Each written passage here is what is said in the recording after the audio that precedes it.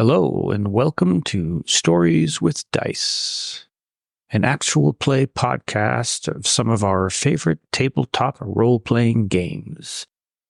Welcome back to Stories with Dice. I'm Ed. I'm joined by my co-host, Marco. Hello. And my players. Say hi, players. Hi, players. Hello. There was another one that Yeah, that would docked that XP. Docked that XP. Welcome back. Hopefully you've listened to our other 2 episodes of Tales from the Loop. If you haven't, you need to go back and listen to them. Otherwise, this won't make any sense. Unless there's a sum up, which there is. Before we kind of get into that, I'd just like to say thank you for sticking with us. If you have, if this is your first time, hello. To get some bump out of the way, if you are listening to this in whichever format you are, if you can give us a thumbs up, a like or subscribe, or a follow, or whatever it is that's part of that social media that you're listening to us on, that would be amazing. We do have a Patreon, which you could join if you'd like to follow the links down below in the actual wording. That will take you there. If you'd like to give us some money, that would be even better. If not, there is a free subscription, so please feel free to do so. Anyway, enough of that. Let's get on with the game. So, where we last left off, the kids that we have decided it would be fun to poke some fun around some new toys being made called Our Friends the Machines, with a badly knocked off version of Transformers. Some of them were really happy about this. Some of them were happy to poke fun at these non-Transformers. One of the kids managed to get into a line for the first 20 odd of the toys were given away for free. They get to pick one. And our kids all went in and picked a bunch of toys. They very quickly realized the toys themselves were in 2 separate forms. The first one was the Deceivers, which were all kind of like really cool military toys and fast cars and that kind of stuff. And then the Convoys, who were all sort of like nice cars and sort of like very traditional kind of cars and vehicles, things like head protectors and large factory trucks, as opposed to the cool military vehicles. It wasn't surprising that most of them went for the cool military vehicles. They all got one. They kind of realized that someone had broken into the toy shop and found that a bunch of the toys had been broken, and a bunch of the toys seemed to have been stolen.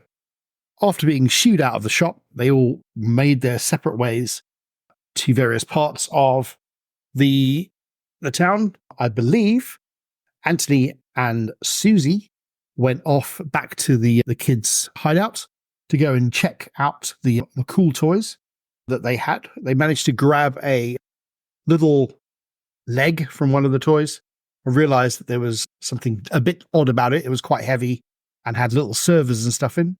So they went to go and look at that. Meanwhile, Sven, Anders, and Johannes went to go and see on a friend who they hadn't seen for a couple of days, who'd been missing school. He'd missed a couple of days worth of time, but managed to kind of get hold of him, and they all went their separate ways. So we join up with them as Susie and Anthony have just kind of been looking at this leg and trying to figure out what's going on.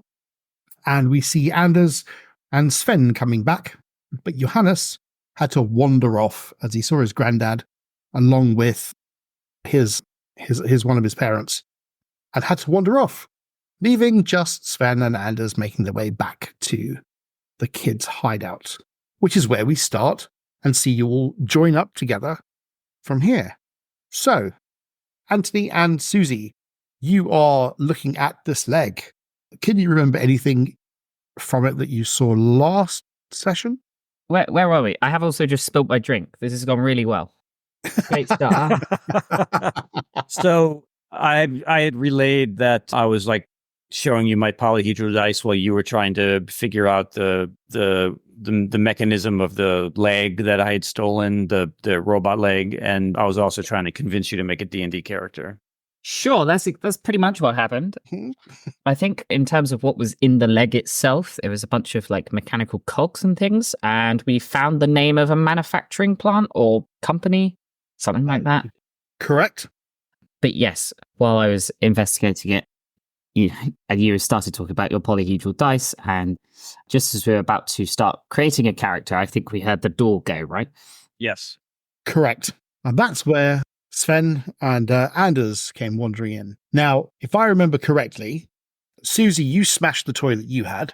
Yeah, that's in a bin, like outside the ice cream shop. Yeah, that's fine. Anthony picked up just the leg and didn't take a toy. So, if I remember correctly, Anders had picked up the Griffin fighter aircraft as a toy. And I believe Sven had picked up randomly, would it have been one of the deceivers or one of the convoys? Tony? Deceiver's fine. Can be deceiver. Deceivers. Cool. You picked up the red nail gun. The Automata Nil is the name of the red nail gun. You turn back up at the hideout. So, Pete, can you remember what the hideout looks like? It's an old kind of factory unit. The hideout's actually in the back office, which is up some stairs on a kind of like mezzanine floor. Mhm. Yeah, it's full of posters, a couple of filing cabinets, some desks, a few chairs. Yeah, stuff sprawled all over the place. Tidiness is not one of our main things. No. There was you all sort of like seem to have like got a little part of that office as your own. Anthony, what was in your section? It's just the Trapper Keeper with my Dungeons and Dragons stuff, a little baggie of dice. Cool. He has a very sad little corner. But all of that is currently out on the table as we're about to roll up a character. Exactly. Yes. Susie obviously doesn't have a portion of this. I'm okay hideout. with that. You're perfectly fine. I'm avoiding as many of the corners as possible. Fair enough. So Anders and Sven come in. Oh, thank goodness. What are you up to, guys? We were just gonna make a character for dingoes and what was it? Dungeons and Dragons. Jeez. It was just talking me through it, but we didn't get very far. Anyway, look at this.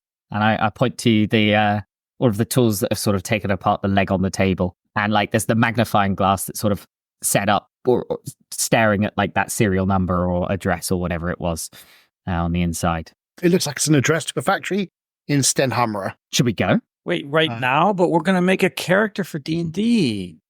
Well, you said it was going to be quick. Yeah, but not... all right, whatever. Maybe later? Sure. I feel like he's like doing that whiny Luke Skywalker, you know, but I was going to go to Tossie Station and pick up some power converters.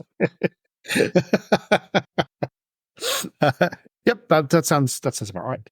So on the map that I've given you of Stenhammer, you will see at the top north of the map your hideout. So where you've got the town, through the woods, on the other side, there is an old bunch of factories, and that's where you are. In the center of town is where the ice cream shop and the pizzeria and the center of town is, not too far from your school, which is just across the way. I see why we put the hideout on the north side of town.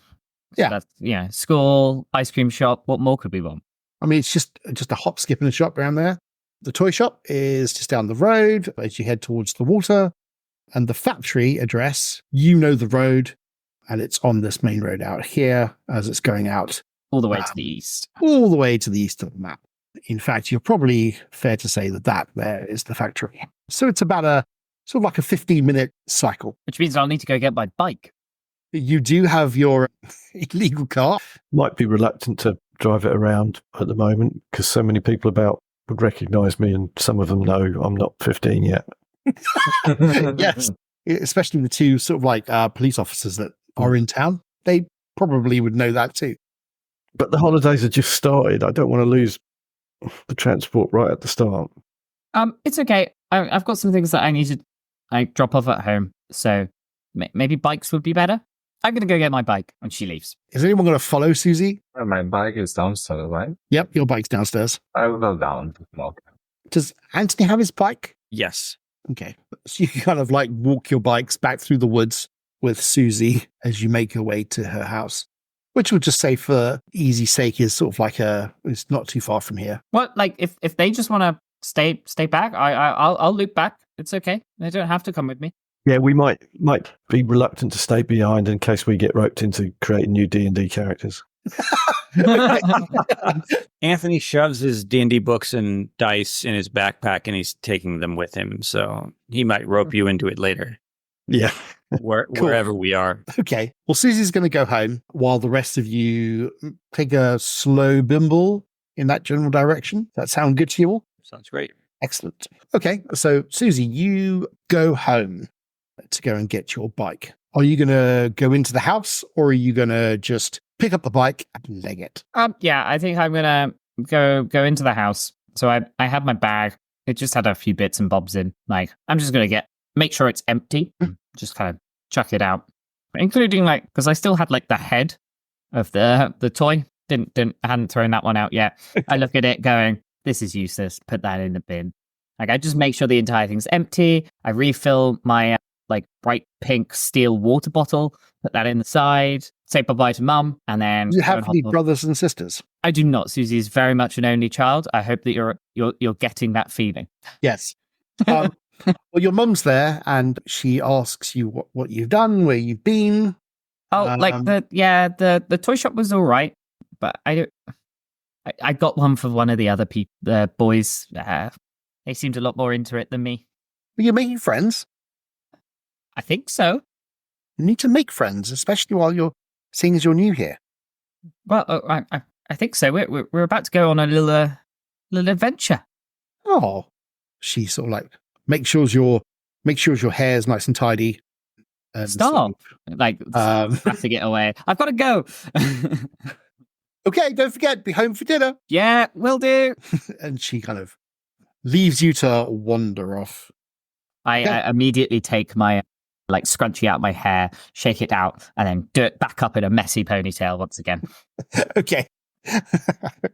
You get on the make your bike, way, and off I go. Off you go. You make your way where you very quickly catch up with the rest of the boys, or the boys, as they are kind of making a slow sort of circuitous route around the town and down the road towards the factory. You catch up as you're sort of like riding through. So the town itself is sort of like surrounded by fields. The snow is gone, which is lovely, but it's kind of left this sort of like slightly muddy, cold slushiness sort of in the sort of like side roads and stuff, which is not necessarily great when you're cycling. But you can see all the fields are sort of like fallow, or they're just starting to sort of like grow with sort of bits and bobs of weeds and stuff. You're pretty much sure that the farmers soon will come along and clear all that off. And so you're cycling through all these little fields and very nice sort of little houses on the side, all red and white with barns and stuff on the farms. And you go down the main road. There's not a huge amount of traffic. And yeah, you make your way to what looks like a long driveway heading towards the factory. The factory itself appears to be in a field, which probably at some point was a field of wheat or something. But now it just stands there as a large grey and white factory with a small outhouse next to it. There's a fence that you can see and a little security shack at the front of the fence. Do we see people about? You can't see anyone about. You can make out in sort of like the security sort of like boxes, just like a pillbox. And it probably might have one person who could probably sit in with a little desk. And it's the person who basically mans the gate. I feel like Susie makes a big deal of this and immediately pulls like her bike off to the side of the road, like throws it down, dismounting the bike and kind of hides behind the nearest bush or tree, trying to peer through. Get down. Anthony follows Susie's lead. What's Sven and Andy's I going to do? feel very slowly. I'm like, I step out, Like, she's purposely trying to big up the danger, especially for like Anthony, make it more exciting. Yeah, Anders is a bit slow on the uptake. He's left holding his bike in the middle of the road, standing out like a sore thumb. Right. Like, probably nudge Anthony. Tell him to get here. Anders, get your big luggy body over here, mister.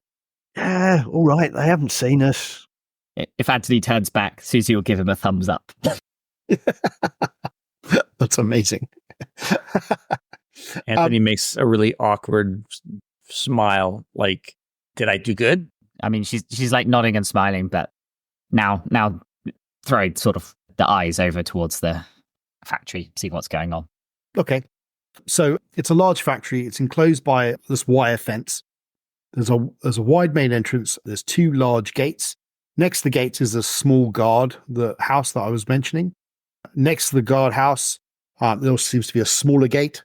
So you've got like a gate for vehicles to go in and then a small gate for people to go in.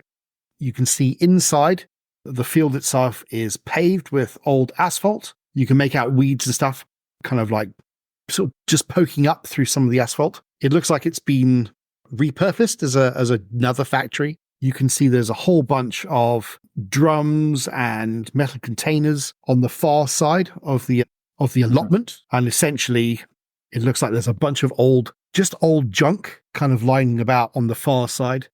You can see 2 buildings, a large 2-story structure and a smaller 1-story structure. Susie will pick up a stick and then just start sort of sketching a vague outline of the compound into like the dirt.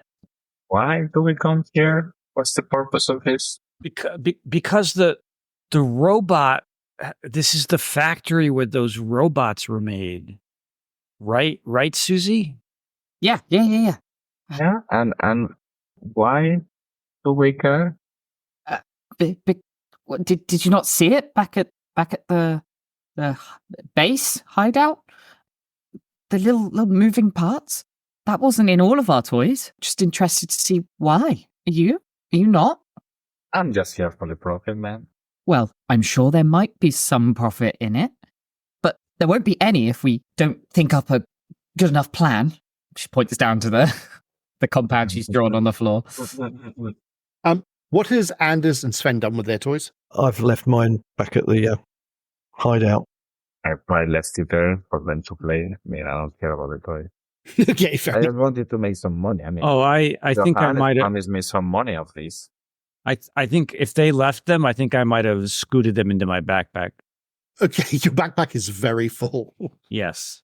Okay. Well, it's got, the player's handbook and dice and some toys.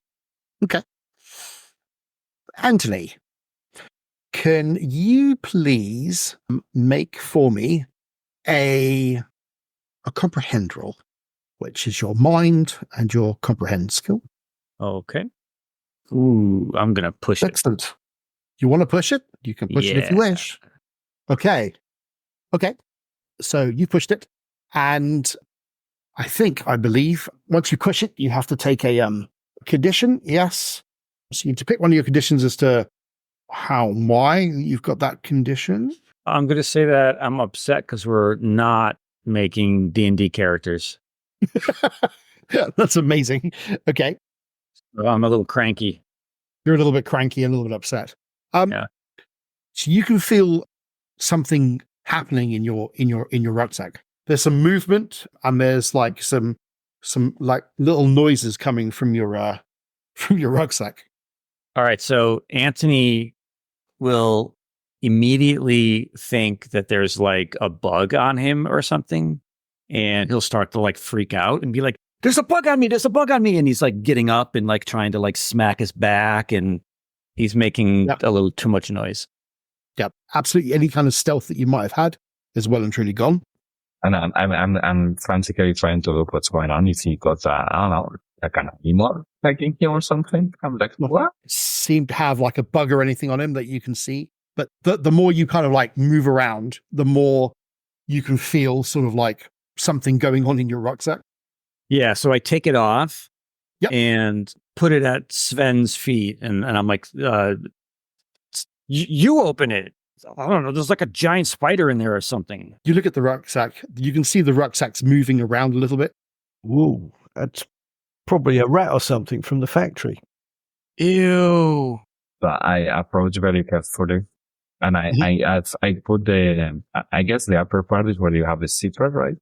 And I put this zipper facing away from us, letting whatever is inside, like kind of projecting the backpack away from us, like if I was expecting whatever animal is get out. As you do that, a jet jumps out of the backpack, followed by a red nail gun. Well, it was a nail gun, but it's now a little robot. and the robot jumps out of the rucksack and lands at the base of the rucksack, looking up at you. It's about 15 inches high, and it's kind of looking up at you. Whoa! Did you see that? What did you do, Anthony? I didn't do anything. I just put them in my backpack. I thought, I don't know, you guys left them there back at the hideout. No, I wasn't stealing them. I thought we would play with them later. What's it doing? It's like I didn't turn it on.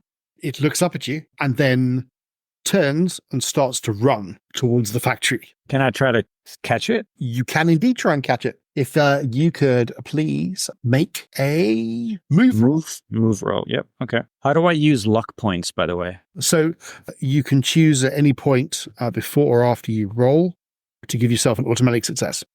Oh, okay. I will not use it right now, I don't think. So I sort of try to lunge after it and I hit the dirt. Susie goes, so guys, I think I've got a plan. She's just been completely focused drawing on the sort of layout of the compound. She just completely missed whatever, the boys were doing, Yeah. Just assume boys will be boys and they're just messing around. And she was just fully focused, tunnel vision. While Anthony tries to jump in onto the thing, falls in the dirt, the Griffin fighter jet has now turned into another robot and is running in a perpendicular way towards the road, away from the factory. Sven or Anders, is there anything you want to do? Yeah, I haven't seen Anthony go after the first one. I'll go after that one. You can make a move roll for me as well. So you seem to have rolled 3 successes there. It doesn't take much for you to sort of like just snatch it up. And it's kind of like, as soon as you snatch it up, you can feel that it's moving in your hands. And it sort of like grabs between your finger and your thumb. And it starts to like pull your thumb and your finger apart from each other to sort of like let it go. But you hold it tight. It's looking up at you. And you can see there's a sort of like light blue glow in its little robot eyes. Right, I'll keep it clasped. And hey, we got anything to properly struggling? It's trying to escape. It's like it's alive almost. Have we got anything we can keep it in? We can put it back in my backpack.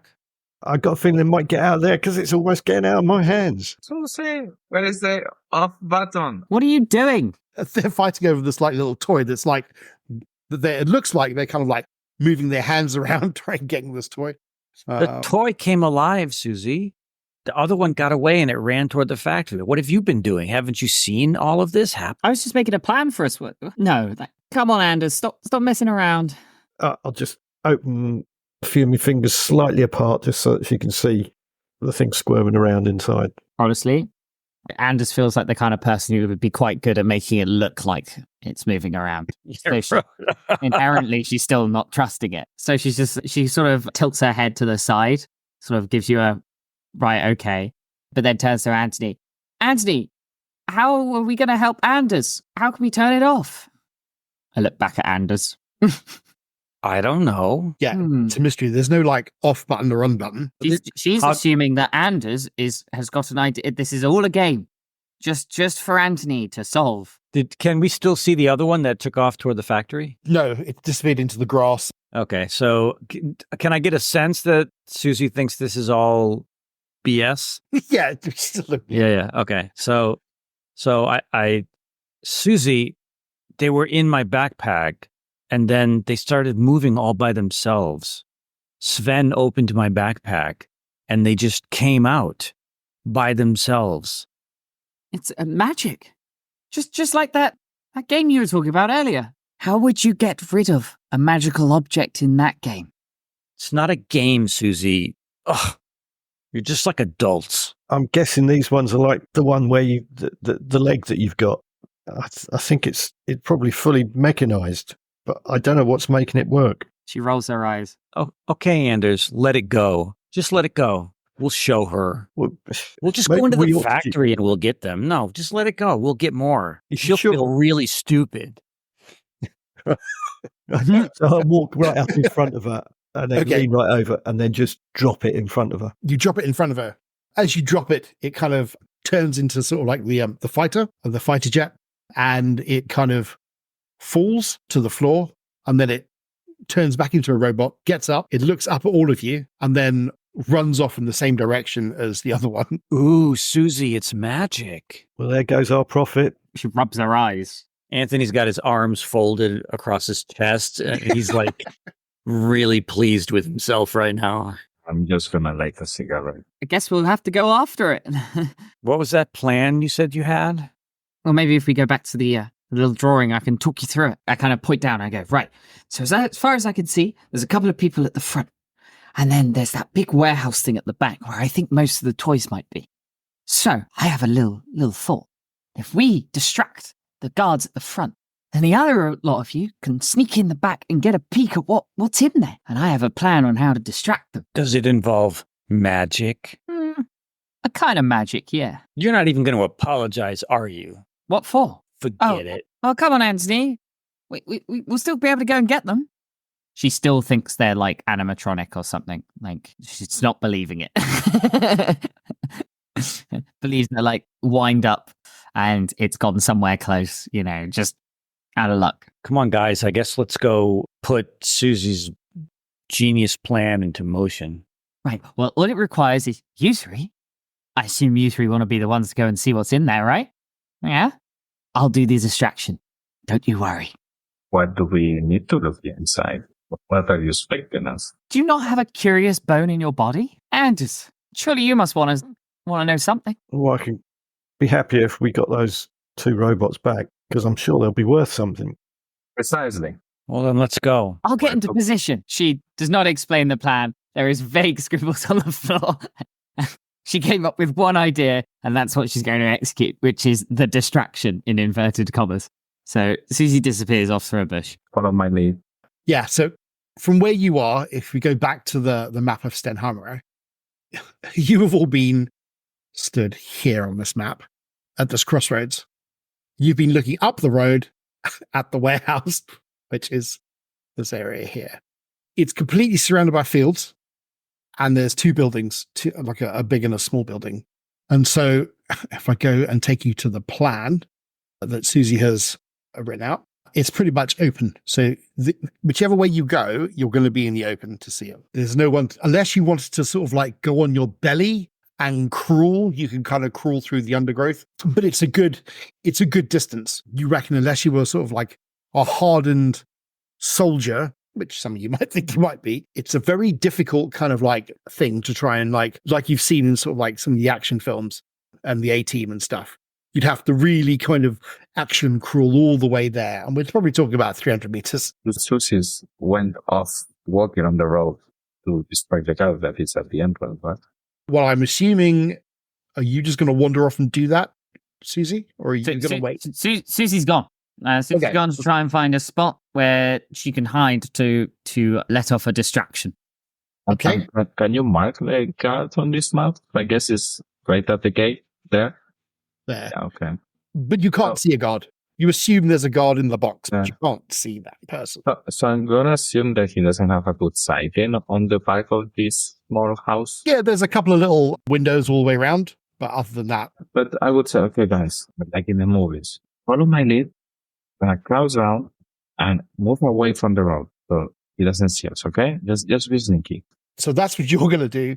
What is the rest of you going to do? Susie's going to wander off, hoping to sort of like go off to the side again. She's more sort of doing that like play sneak up, but she is trying to sneak up as best as she can. Yeah. Like she will crawl through the undergrowth if she needs to, but like she's just trying to get up close enough that people are sort of within like audio distance. Okay, cool.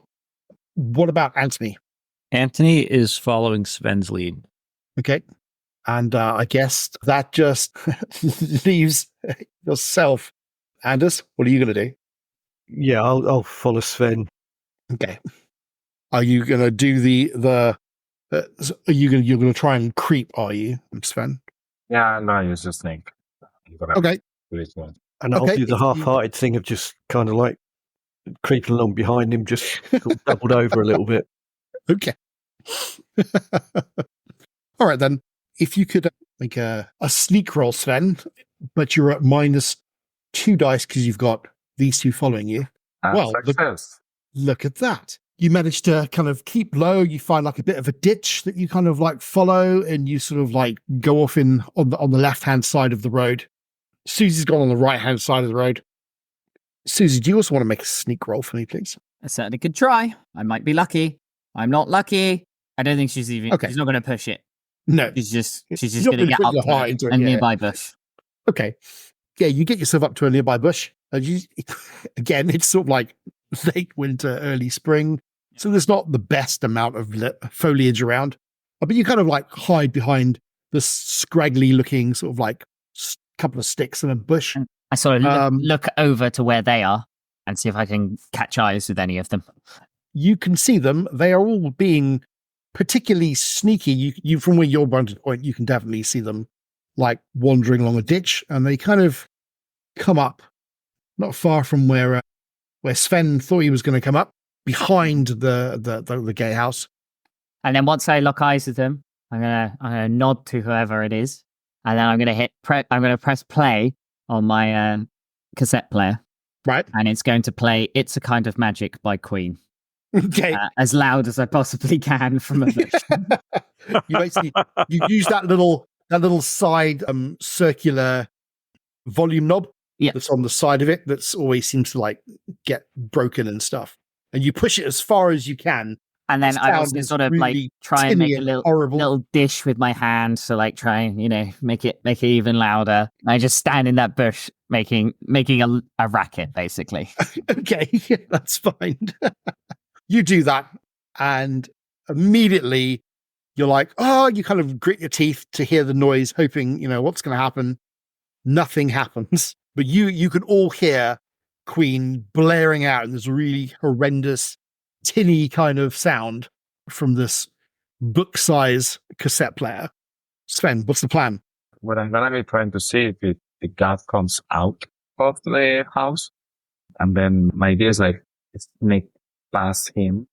Okay, so the plan is to wait for the god to come out. Yeah, so in this sense, I'm looking at Susie and kind of making hand moves what they think is kind of military lingo. Nice. Yeah. Like go in. Like she's saying she sort of does a really naff hand signal back as well. Just like thinking. Amazing. Okay, well, you probably wait what seems like forever.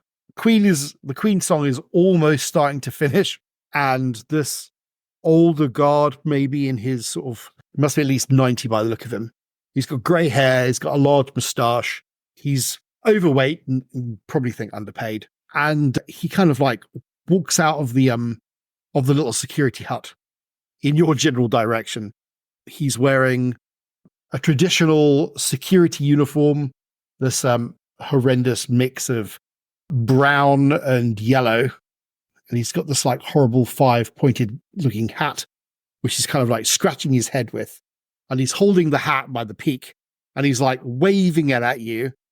But he doesn't go any further than maybe six steps from the actual shack. And he shouts over you and he goes, "Go away! Go away!" as he waves the hat at you. Does I see any other entrance besides next to him? Or no, the only entrance you can see is literally he's standing with his back towards the double fence gate or the single person gate. That's all that's there. Otherwise, it's just a proper fence that's all the way around it. That's so just to check, he was waving at Susie, not the others. He's waving at Susie. He's got his back towards the other three boys. It would be hard to climb the fence. Yeah, it's like a 10-foot fence, and looks like barbed wire at the top. While we were waiting for all this, Anders will have been inspecting the fence. If you had some proper snippers, you could probably snip the fence. It's not a really thick fence, but if you really wanted to, you could get some snippers and go all action force and stuff and get in.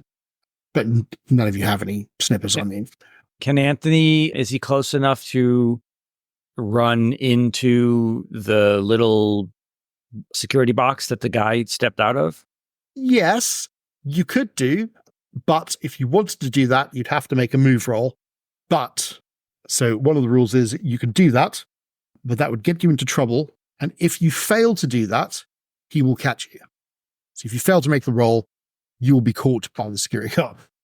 Doing it. That is. So you kind of like judge it, size it, As he starts gonna- to run, I just hit the deck. Do you want to push that roll? And I think. Oh, okay, right. Now Anthony So- is scared. I think Susie seeing Anthony run past there probably, yells out, "Anthony, no!" In which case, the security guard turns around, and as you run towards the actual to try and get into the shack, he grabs you by the scruff of the neck, and he goes, "What are you doing?" And he basically pulls you back. And I guess we'll leave it there for this session. Thank you very much, everyone, for listening, and we'll catch you next time.